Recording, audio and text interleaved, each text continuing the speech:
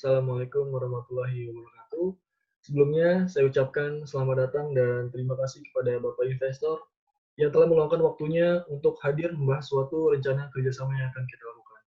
Sebelumnya, perkenalkan, nama saya Gilang Bagaskara Wisnu Putra selaku Direktur dari PT Prestasi Cipta Gemilang. Saya Tika Selvina Regina, selaku Manajer Operasional PT Prestasi Cipta Gemilang. Baik, dalam pertemuan kali ini, kami akan menjelaskan beberapa poin yang akan kami sampaikan kepada Bapak Investor. Pembahasan yang pertama yaitu adalah modul 11, yaitu material handling dan material handling cost.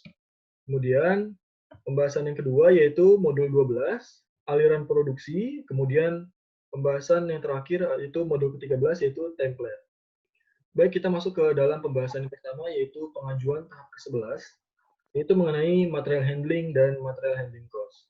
Material handling, menurut Wikno Subroto, adalah bagian dari sistem industri yang memberikan pengaruh tentang hubungan dan kondisi fisik dari bahan material dan atau produk terhadap proses produksi tanpa adanya perubahan-perubahan dan kondisi atau bentuk material atau produk itu sendiri. Tujuan perancangan dalam material handling dan material handling cost yaitu untuk meningkatkan produktivitas, kemudian meningkatkan keamanan dan mengembangkan kondisi kerja, lalu sebagai pengawasan persediaan, kemudian meningkatkan tingkat penggunaan fasilitas dan mengurangi bobot mati, kemudian menjaga atau mengembangkan kualitas produk, mengurangi kerusakan dan memberikan perlindungan terhadap material. Sedangkan tujuan dari perancangan biaya atau material handling cost yaitu mencegah adanya pemborosan dalam hal pembiayaan penanganan material di samping dapat menghemat waktu seefisien mungkin sehingga dapat dicapai hasil yang optimal serta keuntungan yang maksimal pula. Ya, selanjutnya saya akan menjelaskan dari material handling PT Prestasi Cipta Gemilang, di mana material handling ini terdiri dari beberapa sheet, yaitu ada 5 sheet. Yang pertama, di sini ada RTS atau From the Saving to Storage, di mana tabelnya terdiri dari ada beberapa informasi. Yang pertama ada karakteristik dari materialnya,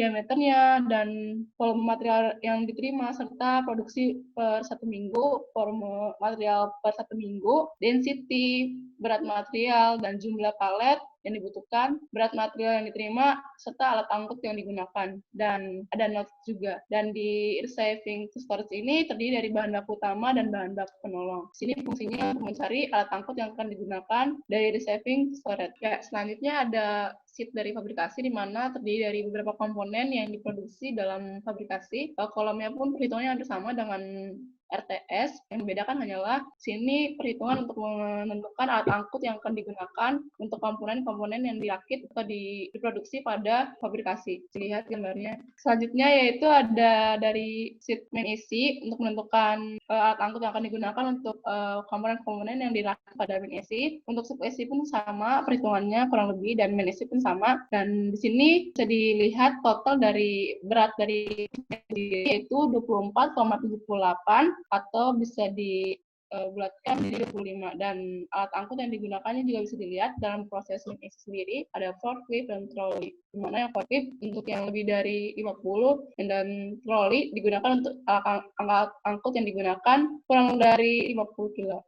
Baik, selanjutnya kita masuk ke dalam tahap material handling cost. Sini bisa lihat itu pada tahap receiving to storage. Pada kolom ini yaitu terdapat dua kategori, yaitu bahan baku penolong dan bahan baku utama. Pada tabel material handling cost itu sendiri yaitu terdapat tabel alat angkut, kemudian luas 1 dan luas 2, kemudian sisi 1 dan sisi 2, lalu jarak, kemudian waktu loading dan unloading, kemudian jarak loading dan jarak unloading, kemudian kecepatan dengan muatan dan kecepatan tanpa muatan, lalu waktu yang dibutuhkan untuk pengiriman, kemudian ada tabel waktu untuk mengirim muatan, kemudian ada terdapat waktu siklus, kemudian target penyimpanan per minggu, kemudian kapasitas alat angkut, kemudian jumlah delivery per hari, kemudian ada waktu kerja, kemudian ada tabel jarak per hari, waktu per hari, sisa waktu, dan biaya itu sendiri. Kemudian di sini bisa kita lihat bahwa total biaya dari penggunaan walkie pallet pada receiving to storage adalah Rp9.016.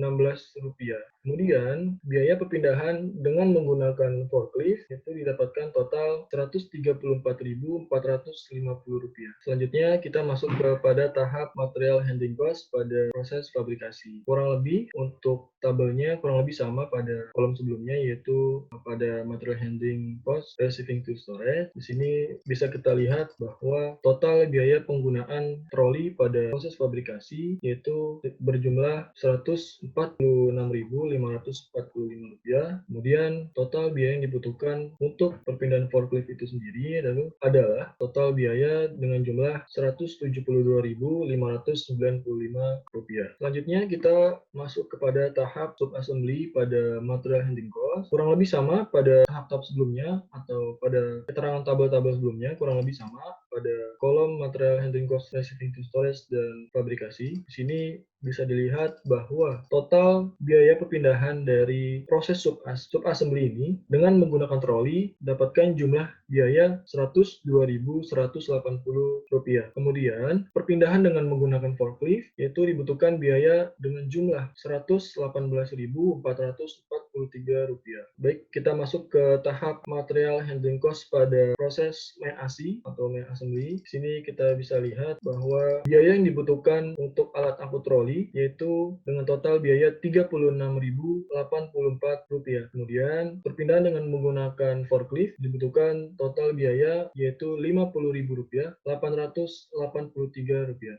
Ya, selanjutnya saya akan menjelaskan pengajuan tahap ke-12, yaitu tentang aliran produksi dari perusahaan kami, PT Prestasi Cipta Gemilang. Yang pertama, aliran merupakan salah satu hal penting yang perlu dipertimbangkan dalam merencanakan tata letak fasilitas. Aliran ini meliputi aliran material, informasi, dan manusia itu sendiri yang melancarkan proses aliran dalam produksi.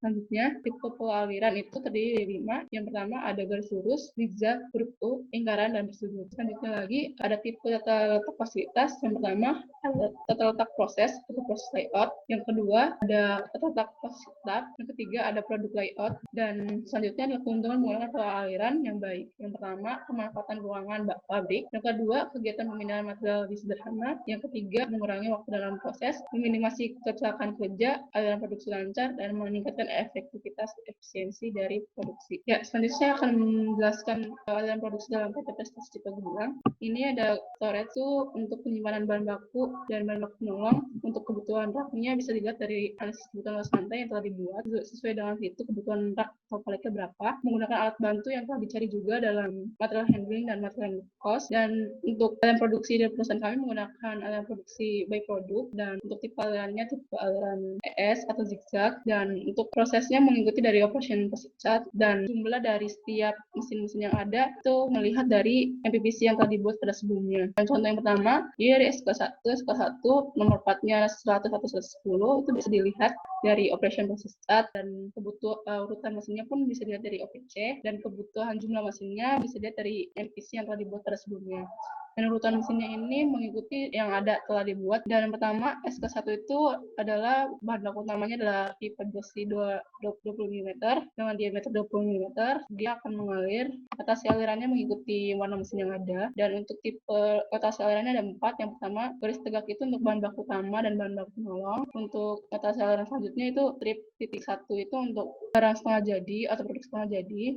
Yang selanjutnya ada yang ketiga, rotasi aliran yang strip titik 2 strip itu untuk produk assembly. Dan untuk yang rotasi aliran terakhir untuk di bench operation, dari bench operation ke warehouse itu menandakan untuk produk jadi. Dan terakhir ini dari bench operation. Dari bench operation dia telah dirakit melalui beberapa tahap fabrikasi, sub-AC, dan main-AC. Setelah di bench operation ini dilakukan proses packing, dan setelah di packing produk kursi yang telah jadi dimasukkan ke warehouse dan siap dikirim ke konsumen yang ada dengan menggunakan alat bantu yang ada setelah kita dicari. Mungkin saja yang saya jelaskan tentang aliran produksi. Selanjutnya, kami akan membahas penjelasan terakhir, yaitu pengajuan tahap ke-13, yaitu template. Template merupakan suatu gambaran lebih jelas dari tata letak pabrik yang akan dibuat. Template berupa gambar jadi dari bangunan atau pabrik yang ingin dirancang dan dituangkan ke dalam tas. Informasi yang dapat dilihat pada template antara lain adalah tata letak kantor dan peralatannya, kemudian tata letak pelayanan yang ada di pabrik, lalu tata letak bagian produksi, aliran setiap material mulai dari receiving sampai kemudian distribusi material terhadap tiap mesin sesuai dengan jumlah mesin yang dibutuhkan. Kemudian maksud dan tujuan pembuatan template ini adalah untuk memperlihatkan layout pabrik yang direncanakan dalam skala kecil, kemudian pedoman praktis dalam teknis pembuatan pabrik, kemudian untuk alat evaluasi dari alur produksi yang telah dibuat. Baik, ini adalah merupakan gambaran template dari perusahaan kami. Template ini dibuat tidak jauh dari pada proses area allocated diagram atau AAD yang sebelumnya sudah kami jelaskan atau sudah kami buat. Hanya saja